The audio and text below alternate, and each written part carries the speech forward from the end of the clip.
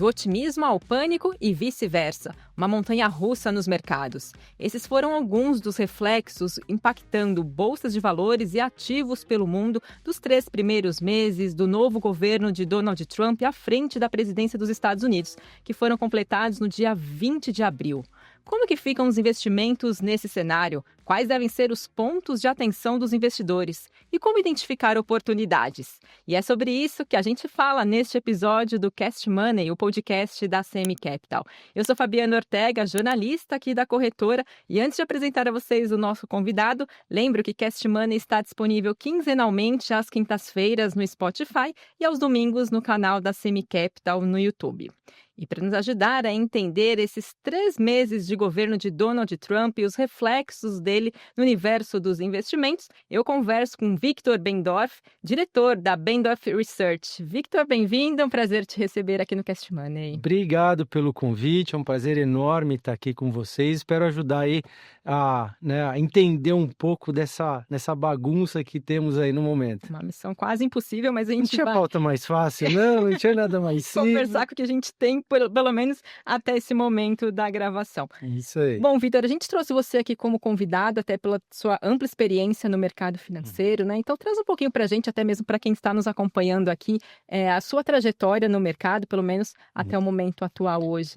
Vamos lá. Esse não é o meu primeiro rodeio, então assim, já passei por vamos dizer, muitos momentos de volatilidade no mercado. Eu estou no mercado já há 20 anos, tanto com experiência nos Estados Unidos, minha formação é americana, fui formado lá, operei lá e voltei para o Brasil.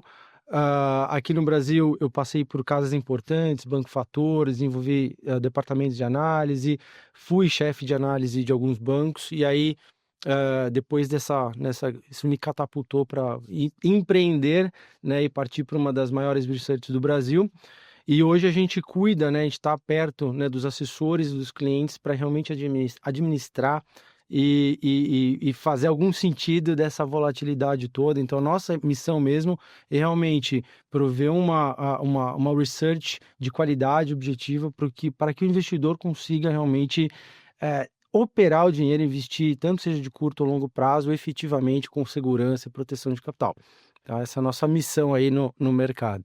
Então, aproveitando toda a sua experiência, conhecimento, esses momentos de volatilidade que você já passou e considerando que a gente está vivendo atualmente, eu queria voltar um pouquinho ali para meados pouco antes da véspera ali da eleição de Donald Trump, de novembro do ano passado. A gente viu um otimismo nos mercados, até então ele ainda não tinha sido eleito, depois da eleição dele, né? Enfim, a gente acompanhou um certo otimismo também ainda nos mercados. Eu queria que você trouxesse a sua avaliação de como o mercado enxergava até então uma possível eleição de Trump e hoje quais são as impressões dos agentes do mercado, né? Como que o mercado está avaliando a Trump agora no poder, na presidência dos Estados Unidos? A gente foi do céu para o inferno, né? Não, em termos de Estados Unidos, né? Então, o que a gente teve? A gente teve um estresse do trade Trump antes da eleição. A gente teve um otimismo exacerbado com alguns fatores que seriam positivos, que eram a retórica do governo, que era redução de impostos, um governo pró-business, pró-mercado. Então, o mundo pulou nesse trade, pulou no dólar, pulou, né, especialmente Mag 7, nas principais empresas americanas, tecnologia, tudo isso foi muito estressado. E o mundo estava com medo de quê? De que essa nova política seria ruim para o resto do mundo. Então, o que aconteceu? Emergentes, China, Europa, tudo ficou meio que de lado. E todo mundo estressou ao máximo o Trump trade.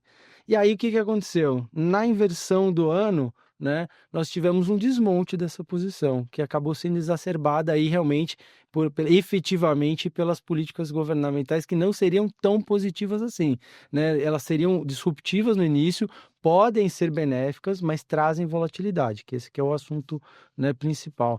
Então, ou seja, o resumo da história foi, a gente teve um estresse desse trade nos Estados Unidos, que foi sendo desmontado até que rapidamente no início do ano, e que gerou toda essa movimentação e pegou muita gente de surpresa, né, Fabiana?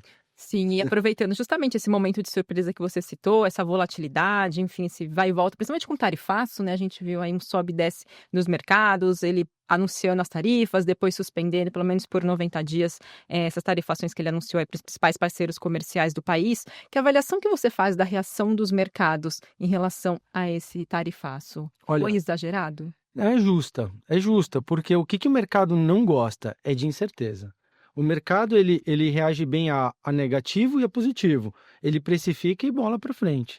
O que não dá para ter, Fabiana, é incerteza. E o Trump ele está fazendo um excelente trabalho de trazer incerteza para o mercado. Por quê? Como que a gente opera o macroeconômico dentro de incerteza? Ou seja, como que essas políticas vão afetar realmente política de trade global, balanças comerciais, câmbio, políticas monetárias, políticas fiscais, tudo isso está sendo, né, reavaliado. Mas como não há clareza, e é um vai e vem, né, toda hora, o mundo realmente entrou, né, a gente teve um problema de estresse, de liquidez, né, os mercados estavam bem posicionados, agora a gente tem o inverso, a liquidez no mercado americano caiu demais, hoje pouca posição já faz um estrago enorme, por isso que a gente teve, né, uma das maiores recuperações recentemente, né, de 9% no S&P, isso é inimaginável, é muita vol. Então, ou seja, o investidor ele tem que entender que o mercado realmente está passando por um movimento de incerteza e isso não é tão positivo. Então, você tem que ter alguns cuidados na carteira até que a poeira baixe para a gente fazer algum sentido na parte de macroeconomia. E considerando esses tombos e disparadas que a gente acompanhou, logo que teve o anúncio, pelo menos das tarifas recíprocas, a gente viu que o Brasil foi um dos países que teve uma das menores taxas se comparada a outras nações, que ficou ali nos 10%. E a gente viu até uma reação, digamos, um pouco mais limitada do Ibovespa, pelo menos quando teve esse anúncio, aí depois o Ibovespa acompanhou, claro, as movimentações externas também. Que avaliação que você traz dos impactos, pelo menos para o cenário doméstico aqui, nesses anúncios da tarifação do Trump, enfim, até mesmo as expectativas que se tem em relação a esse governo, que ele vem demonstrando, pelo menos até então? É, o que a gente vem falando para os nossos clientes, na verdade, agora não tem muito, né, verdade absoluta, né? E graças a Deus no mercado o que você fala, depois você pode ser medido, né? Então você pode avaliar quem, né, quem acertou mais e quem acertou menos. Então, assim, o que eu passo para os nossos clientes hoje aqui quando a gente teve o primeiro tarifaço, né, que não foi o recíproco, foi o primeiro, a gente saiu no copo meio cheio, né? Tinha um copo meio cheio, meio vazio. A Ásia consideravelmente pior que a gente, então o mercado realmente hoje nós estamos muito melhor, né, do que os pares. Então você vê os Estados Unidos quase entrou em bear market, a China, né, corrigiu bastante, a Europa também. Então o Brasil hoje nós não estamos tão longe das máximas. Então, nesse contexto, hoje o Brasil sai melhor, né? Então, nossa bolsa reagiu melhor e tem reagido melhor. Nós estamos instáveis, nós estamos numa consolidação, nós não perdemos tendência ainda. Então, o que a gente tem falado para os nossos clientes o Brasil ficou melhor posicionado. Aqui foi um refúgio comparado com as praças internacionais. A gente começou a recomendar certa redução de exposição offshore, que foi exatamente o contrário do ano passado. O ano passado era tudo offshore, agora a gente falou, opa, né, para você ver como o mercado muda, e quem não muda, né, junto, fica a ver navios, né? Então, precisa ajustar as velas sempre na mudança de vento, né? Então, o que a gente viu no Brasil, por enquanto, né, um cenário menos pior. Porém, não estamos ainda, né, tão tranquilos para baixar a guarda. Acho que é preciso monitorar o mercado atentamente e ter agilidade daqui para frente. E falando desse momento que a gente está, até mesmo dessa agilidade, né? Esse cenário traz oportunidades considerando os ativos domésticos, aqui os ativos brasileiros, quem tem composição aqui em Brasil? Sim, né? O que a gente está vendo, né, e que a gente tem recomendado? Quanto maior for o estresse lá fora, Fabiana, qual que é a ideia? A ponta de juros, a ponta de risco do Banco Central, ele melhorou, porque o dólar lá fora caiu muito, né? O dólar index está na mínima de muitos meses. E isso ajuda o real, né? Então, ou seja, um real mais valorizado traz menos inflação. E aí, quando você começa a pensar que se lá tiver recessão ou desaceleração, nós temos também uma ponta de risco menor da parte do Bacen em relação à paridade de juros com o internacional. A gente não consegue descasar, né? Então, se lá os juros cair, aqui é bom. E foi exatamente isso que foi a maré alta lá fora que ajudou o mercado brasileiro. Então, hoje a gente está vendo realmente a parte internacional ajudar. O Brasil não fez a lição de casa, não faz, então eu falo assim, né, a maré alta tá levantando o Brasil, mas se ela baixar, a gente tá nadando pelado, né? Então o fluxo veio, mas não foi por mérito interno, foi externo. Então, qual que é a ideia? A gente tem recomendado algumas, né, algumas oportunidades mais para, vamos dizer, cíclicas locais, mas com muita cautela e seletividade. Por quê? Se a gente chegar num topo de juros brasileiro, é o fundo do poço, é o pior que a gente pode estar, é dali para cima, né? Então, algumas ações cíclicas estão andando bem, o Imob andou bem, né? Então, a gente tem Moura do B, Cirela, tudo nas máximas. Imobiliário, por quê? Porque existe uma expectativa de topo de juros. A gente teve algumas cíclicas andando bem recentemente, como as educacionais. Então, o mercado ele tem ido mais para cíclicas, mas é muito importante o quê? Para o investidor saber que a maré alta está levantando, mas se ela baixar, a gente não pode estar nadando pelado. E aí é onde você não nada pelado, que é a seletividade. Ter empresas realmente de alta qualidade agora é muito importante, porque a gente não está imune à volatilidade. Se houver, né, um estresse global ou um estresse interno e o mercado ceder, você precisa estar em empresas de qualidade, tá? Então a gente tem recomendado principalmente utilities, porque você tem um grande poder de defesa e inelasticidade com demanda. Então, se a gente desacelerar, não vai afetar tanto utilities. Mas se os juros começar a cair, a gente chama de custo de oportunidade, é bom para dividendos. Então, a gente tem recomendado muito utilities, grandes bancos, Itaú, Banco do Brasil. Aí depois a gente vai para uma parcela menor de imobiliário, tá? E por último, o ICOM, que é consumo local, porque a gente vai desacelerar também, né? Então tem que tomar muito cuidado com o consumo, porque a gente vai ter um PIB menor. Então essa é mais ou menos a composição. E aonde que o investidor tem que estar, na minha opinião, muito cauteloso, e aí a gente vai ter que tirar algumas ações do pedestal, são commodities. Por quê? Commodities, depois a gente pode falar mais sobre isso. E eu não gosto, eu fico chutando Vale, Petro a gente teve bastante, mas eu não gosto de chutar muito porque a galera é queridinha, né? Mas é macro global. Então, se China e Estados Unidos continuarem se matando, não importa se está barato, é macro global, é o fluxo global que vai afetar. Então, commodities, para mim, é uma redução drástica de carteira, exposição baixa. Era até isso que eu ia te perguntar, né? Os pontos de atenção que o investidor deve ter, porque às vezes não só brilhar os olhos de repente para a oportunidade que o cenário está abrindo, mas também tem que ter o pé ali no chão para ter ciência desse cenário, o que pode mexer ou não com a sua carteira, né? Isso. E a gente viu recentemente também as petroleiras sendo bastante impactadas, né? Junior Oils, principalmente, né? Então, o problema das pequenas é que elas são muito mais correlacionadas com o petróleo do que Petrobras. Então, o petróleo perdeu suporte, o petróleo está em tendência de queda. Óbvio, porque China já não crescia antes, né? Nós estamos no menor crescimento em 30 anos de China. Se eles não conseguiam crescer do jeito que estava, imagina agora com guerra tarifária.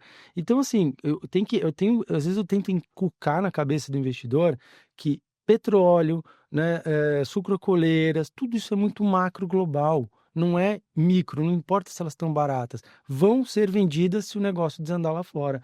Então, tem que tomar muito cuidado com o tamanho de exposição, porque o macro não é bom. Estados Unidos, que é o maior consumidor hoje, vai desacelerar. O maior importador já não cresce.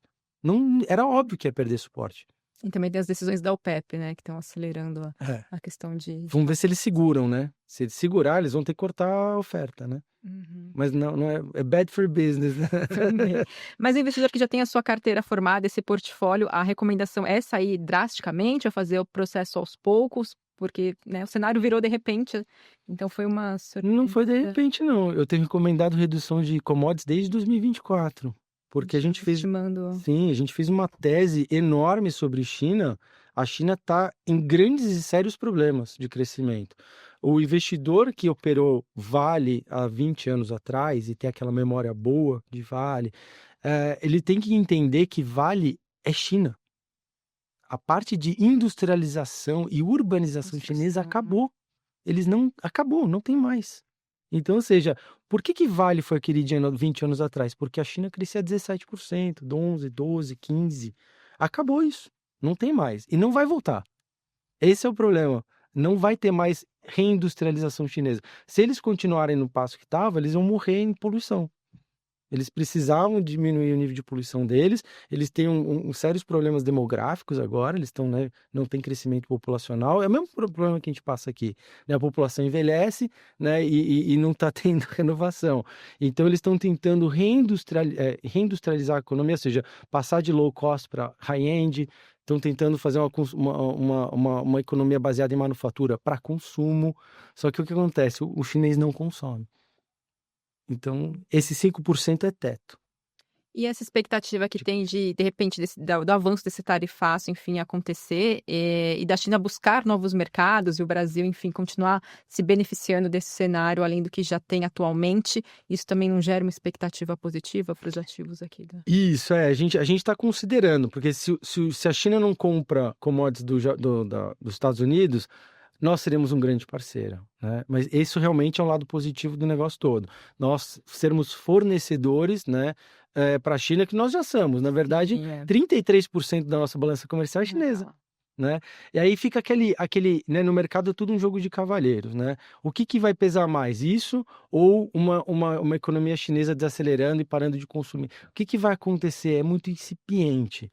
Né? Então, até que a gente comprove, opa, eles estão começando a consumir mais da gente, que seria muito bom para a nossa balança, fica tudo muito no ar. Né? Então, assim, a gente tem assim, volume versus preço que a gente está falando agora. Né? Então, a gente tem lidado com cautela e, muito importante, a gente tem seguido muito fluxo. Então, aquele negócio, né? A gente pode ter uma tese de melhora, mas vamos esperar o fluxo voltar. Né? Então, a gente consegue muito na Bendorf analisar esse tipo fazer essa combinação. Por quê? Pode ser que venda mais para a China? Pode, tá? Mas tem fluxo para ela agora? Não, né? Ela continua em tendência de queda lá fora, DR. Então, a gente espera esse fluxo voltar e a gente se posiciona quando tiver um fluxo melhor. E falando um pouquinho de cenário externo, esse momento, enfim, abre oportunidades também para ativos de lá, até mesmo considerando diversificação de carteira, né? Ter outros ativos, enfim, não só voltados aqui para o cenário doméstico. Então, o que de repente pode ser oportunidades considerando o momento atual que a gente tem? Show. Olha, eu sou um grande defensor, né? O mercado brasileiro tem evoluído demais nessa frente. Acho que a gente tem que abrir os horizontes mesmo, expandir, né? O investidor brasileiro, ele não está mais colado no Brasil. E não deve. Não deve, esse é o negócio, né? Não precisa e não deve. Então, mesmo na B3, você tem grandes possibilidades de diversificação. Você agora tem realmente outros meios de internacionalizar a capital. E eu vou falar uma coisa com toda a propriedade. Mercado brasileiro, em termos de renda variável, ele fica abaixo dos Estados Unidos. Então, quem gosta de renda variável precisa realmente olhar lá fora. A gente tem uma grande oportunidade. Né? Eu estou posicionado em Berkshire, né? Estou lá com o Warren Buffett. Berkshire acabou bilionário que tá. Acabou de bater máximas. Né? E o que a gente está vendo? Eu tô comprado nele, né? Só que ele está esperando o mercado, quanto mais cair, melhor. Por isso que Berk só bate máximas, porque todo mundo sabe que ele tem 350 bi de caixa e através de Berk ele vai comprar ação. Né? Então, qual que é a ideia? Esse movimento de queda é muito positivo para quem não entrou, né? Quem quer internacionalizar. E lembre-se, o melhor mercado do mundo é tech americano. É um crescimento secular, não vai parar por causa de PIB, né? AI é um movimento secular, não vão parar de investir porque o PIB desacelerou ou porque tem tarifa, isso vai continuar. Então a gente está falando de crescimento de 70% a 80% contra um crescimento aqui em média de 15% no Brasil. Média, né? Então, assim, é absurda a diferença, a disparidade. Então, é curioso até quando você começa a fazer valuation lá fora, é um jogo completamente diferente. Não dá para usar as métricas que a gente usa aqui, porque o crescimento é muito forte. Então, é uma grande oportunidade. Eu recomendo, e a gente tem outros recursos, como o ouro, né, que a gente tem surfado muito ouro, tá? Faz parte de várias carteiras nossas hoje, é um maior hedge que a gente pode ter. Então, tem vários recursos ali que o investidor pode aproveitar e deve. E considerando, pelo menos as big techs que você trouxe agora, enfim, tem diversas opções lá fora, mas o que você acha que é importante o investidor considerar ao escolher um desses ativos, enfim, alguns desses ativos para fazer parte da sua composição? Porque são concorrentes, né? É, Então, tem também as suas outras questões. A gente viu a Tesla também aí sendo bastante impactada, né? Tem questão também, a gente viu até recentemente, agora até pelo menos a gravação desse episódio, a Meta passando por julgamentos lá fora, questão de WhatsApp, de Instagram, de repente pode impactar futuramente a sim, companhia. Então, tem sim. alguns fatores no meio de caminho que pode, né? Questões da própria É, empresa mesmo também, sim. né? Não, a lição de casa que faz aqui, faz lá. Tem que fazer. Não adianta, a não ser que você queira fazer um fluxo passivo, que a gente chama, porque quando os fundos forem comprar Estados Unidos, eles vão ser obrigados a comprar Mag 7, Hum, independentemente da qualidade. É obrigado. É igual o Vale Petro aqui, né? Os fundos passivos vão ter que entrar. Então, a Mag 7 é sempre muito recomendada, porque quando o fluxo voltar para os Estados Unidos, é ali que a porta de entrada é ali, né? Então, a gente gosta dessas empresas e a gente recorre muito a elas nas carteiras. Mas se for fazer individualmente, Fabiana, tem que fazer a lição de casa. Recentemente a gente até brincou, né? Disney, né? Disney esses dias, né? Com o fiasco tem coisa que você tem que considerar. Então, sim. o que a gente tem recomendado lá fora, e fica aí pro ouvinte, a gente tem ido muito para um que a gente chama de SaaS, que é Software as a Service. Tá. Por quê? Isso aí foge muito do tarifaço, né? Porque não tem troca de bens, não tem importação, é serviço software. Então, isso já se protege bastante em relação a tarifas, né? E a gente está vendo, quando a gente teve aquele movimento um pouco mais disruptivo em AI, a inteligência artificial, com a China entrando mais low cost, né, com o DeepSeek, isso abalou um pouquinho até o quanto que de realmente de investimento seria necessário para AI em geral. Então, quem que se beneficiaria mais seria o indústria adjacente, né? Que é o SaaS. São as empresas que dão suporte para esse crescimento secular. Ali você vai ter menos, vamos dizer, movimentos disruptivos, né? Com DeepSeek ou outras entrantes, né? Ameaçando as incumbentes. E aí você tem algo um pouco mais perene, mais estável. Então a gente tem Meta, uma delas, né? Uhum. Então a gente gosta bastante de Meta e temos outras aí no radar. A gente gosta bastante da área também de tecnologia da Microsoft, tá vendo bem. Então, assim, algumas Mag 7 a gente tem evitado Tesla, né? É mais Tá polêmica, né, envolve questões polêmica. políticas também, A gente né, tem o próprio evitado. papel do Elon Musk no governo, né, É, isso acaba pega o valuation, ali é um pouco, né, castelo nas nuvens, ali a gente fica um pouco mais com cuidado. uhum. E eu queria saber também a sua avaliação sobre criptomoedas, né, a gente também vê que é um ativo aí bastante volátil, criou-se muita expectativa com o próprio Bitcoin na Uhum, véspera ali de eleição de Donald Trump, a gente viu uma disparada, batendo recordes, passando ali dos 100.000, US$ 106.000, uhum, depois perdeu, né, todos esses ganhos tudo. que alcançou lá no final do ano passado. Então, qual que é a sua avaliação para criptomoedas em cenários como esse que a gente está vivendo atualmente no É, mundo, né, globalmente falando? assim, aqui é polêmico, né? Mas uma Sim, pauta assim, o seu eu, eu, olhar eu, para cripto. vamos lá, eu vou dar a minha opinião, tá? É, eu não vejo cripto como um hedge de valor por enquanto. Mas é a minha opinião, tá? Uhum. Por quê? A gente viu, e eu acho que ele é hedge dependendo do momento. Agora a gente tinha uma correlação positiva entre ações e cripto. Uma hedge de nada, né? E essa correlação às vezes vira. Então, ou seja, ela vai virar uma proteção quando ela inverter a correlação com ações. Então, ações caiu, cripto caiu, não ajudou em nada, né? Se a gente nota que a correlação entre os dois está em negativo, aí, opa, a gente vê certa proteção, tá? Então, eu recomendo para o investidor, ou trader, né, dependendo, Uhum. que tenha ferramentas estatísticas no arsenal, no seu cinto ali de armamento para lidar com cripto, porque tem muita gente que fala que é reserva de valor, reserva e fica no investimento de longo prazo, mas ele é muito suscetível ao fluxo, né? Então é importante, quem quiser abordar como reserva de valor, beleza, mas entenda também de fluxo, porque é importante, né, realmente assim, tendência, momentos de compra, tem uma certa uma lição de casa a ser feita para não correr o risco de você realmente ficar, vamos dizer, despreparado num ativo de alta volatilidade. Que ainda a gente acompanhou bem de perto, né.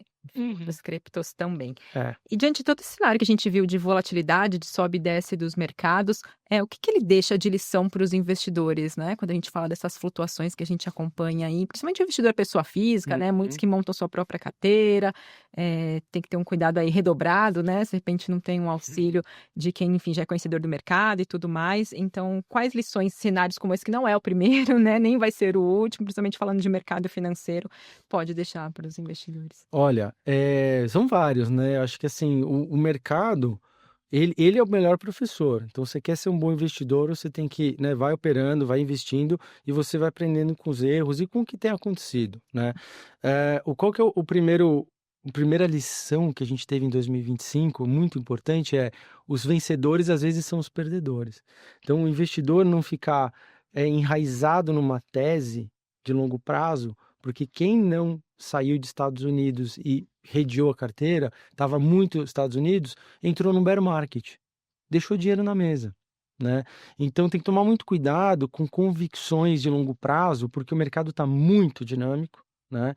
O longo prazo ele hoje é 6 meses, 3 meses, os fundos não ligam para a tua tese de longo prazo, né. Então assim, tem se o investidor ele vai entrar num game de alta competitividade, ele tem que entrar com o arsenal correto, ele tem que entender que ele está indo contra fundo, que ele está é um jogo sério ali, né. E ele precisa entender dessa volatilidade. Então, ficar em cima, não ficar passivo, o mundo está girando demais. Então, por exemplo, commodities, né, que eu falei, você tem uma tese positiva de commodities, mas cuidado, né, opere o fluxo corretamente, porque você pode perder muito dinheiro. Olha Brava, Prio, né, tem machucado muita gente. Então, ou seja, não, a ideia é essa, tipo, que os vencedores de 2025 são os perdedores desse ano, né, e isso pode virar completamente. Então, ou seja, o investidor ele precisa entender que o mercado vira e ele precisa se adaptar. Tá cada vez mais atento, né, porque se Adaptividade, adaptabilidade é importante, e aí fazer a lição de casa, né. e entender o macro como um todo também, né, porque tudo que vem acontecendo vai ter causas ali, né, desdobramentos, né, que pode mexer, enfim, receio de recessão, pode mexer com juros lá fora também pode mexer aqui dentro, entender o macro para poder Tudo mexer conectado, com tudo tem coisa. que estar ligado lá fora, né. Por muito tempo a gente teve correlação muito próxima dos juros americano com o brasileiro, aí de repente dá umas quebradas, né, a gente sofre alguma coisa interna aqui ou melhora um pouquinho aqui, mas a gente sempre segue muito Estados Unidos, o mundo todo, né. E aproveitando aí que você citou a questão do longo prazo aí, digamos, mais curto, dentro dos 6 meses, né, e claro que aqui é impossível, a gente não tem nenhuma bola de cristal, mas fazendo um exercício, digamos aí, de futurologia, Uhum. dentro do que Trump já mostrou nesses 3 primeiros meses de governo nos Estados Unidos, as mudanças que ele vem impondo, enfim, né, claro que tem o seu vai e volta, de repente até um jogo de negociação, né, toma essas decisões para ver como as outras nações vão reagir. China está sendo muito resistente, né, que a gente Uhum. viu as retaliações aí indo para tarifas, acima do 100% entre os 2 países. Então o que que a gente pode, não sei se nem é possível a gente fazer isso, mas esperar pelo menos para os próximos meses em relação aos investimentos do que está acontecendo agora, a gente pode esperar um pior cenário ainda mais para frente, a coisa pode, piorar dentro do que a gente já vê, já viu pelo menos nesses gostinho de 3 primeiros meses de Olha, Trump ou existe uma máxima de mercado, nada tá tão barato que não possa ficar mais barato. Né, então assim, eu faz a lição de casa, mas não tô falando que vai ficar mais barato, mas não dá pra tudo gente pode piorar. descontar. Mas óbvio, e aquela ação que não para de subir pode continuar eternamente, né, então ou seja, a gente é importante, como eu falei também, né, essa assim, ter a adaptabilidade, não engessar a cabeça agora é importante, tá. O investidor, é o que a gente tem falado, os fundos macros eles estão com um problema sério, por quê? Que você prevê do macro hoje em dia? Então, quando você não consegue prever o macro, a gente tem um ditado ali de Jesse Livermore: "Se você não tem diagnóstico, você não tem prognóstico. E se você não tem prognóstico, você não tem lucro". Então, quem é muito macro, top-down, tá com problema. Que você tem que fazer agora? É o que a gente inverte o jogo, é o bottom-up. Hum. Você vai analisar a qualidade das empresas. Controle o que você consegue controlar. Se você não consegue controlar o macro, você não vai conseguir fazer controle no macro, né. Então você não vai agir no macro, você não tem controle de risco. Então o que você tem que fazer? Você tem que controlar o que você consegue, que é o quanto você paga por uma ação, valuation, fluxo. Então o investidor hoje, eu recomendo que ele inverta um pouco o espectro, em vez de ficar olhando para o macro, comece a olhar mais para baixo. qualidade de empresa. Então a gente tem boas empresas, por exemplo, Sabesp. Sabesp, independente do macro, ela está num processo de, né, de reorganização que ela tem valor ali. Por quê? Eu não sei se vocês já tiveram péssima experiência de lidar com a Sabesp. É uma empresa extremamente mal gerida. Então, se vamos dizer, qualquer gestor meia boca ali vai fazer um excelente trabalho. Eu não estou falando que eles são, mas qualquer um ali vai fazer porque é muito mal gerido. Então, você tem um valor ali de reestruturação, né, é enorme. É o que a gente teve, né, em também a Eletrobras. Então, existem cases que você consegue falar, opa, independente do macro, isso aqui está barato, tem qualidade, é uma boa empresa, vai continuar dando dinheiro mesmo se o macro titubear um pouquinho? Então essa é a lição de casa que eu recomendo que o investidor faça, e temos boas possibilidades. E aí, saindo do muro um pouquinho, eu acho que a gente pode sair bem dessa, tá, Fabiana? Porque nós não estamos desacelerando tanto.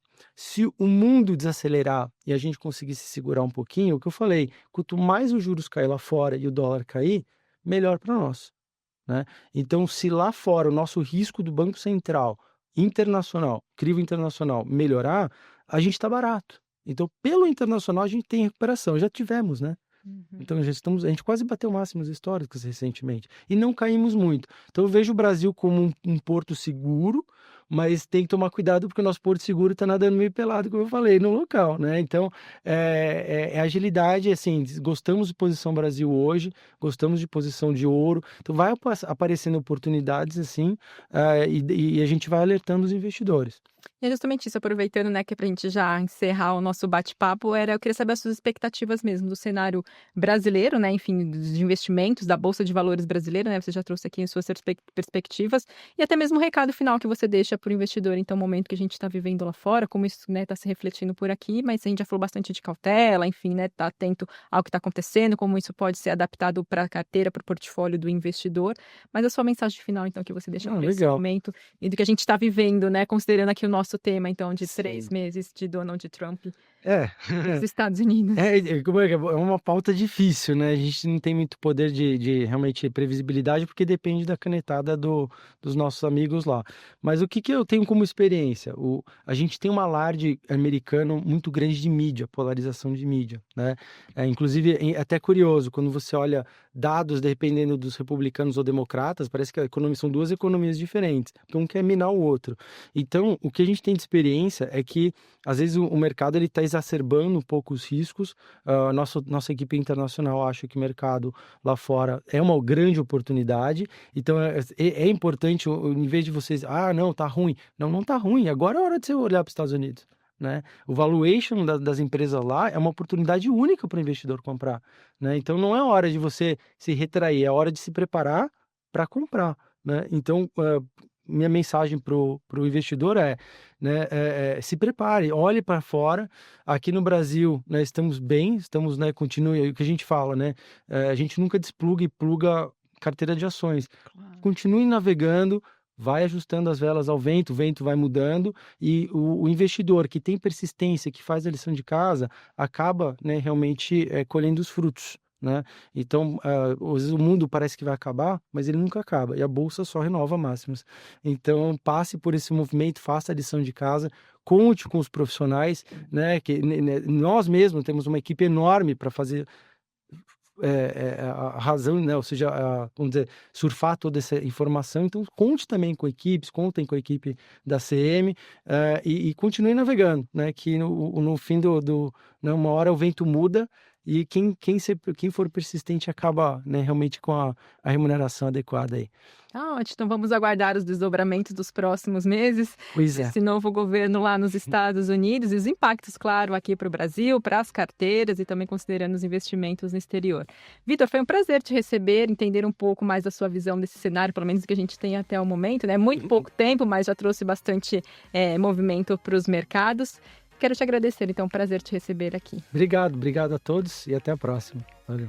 E essa edição do Cast Money fica por aqui. Deixo o convite para vocês acompanharem a CM Capital nas redes sociais para ficar por dentro de todos os nossos episódios e, claro, de todos os outros conteúdos que a gente tem aqui na corretora. Até uma próxima.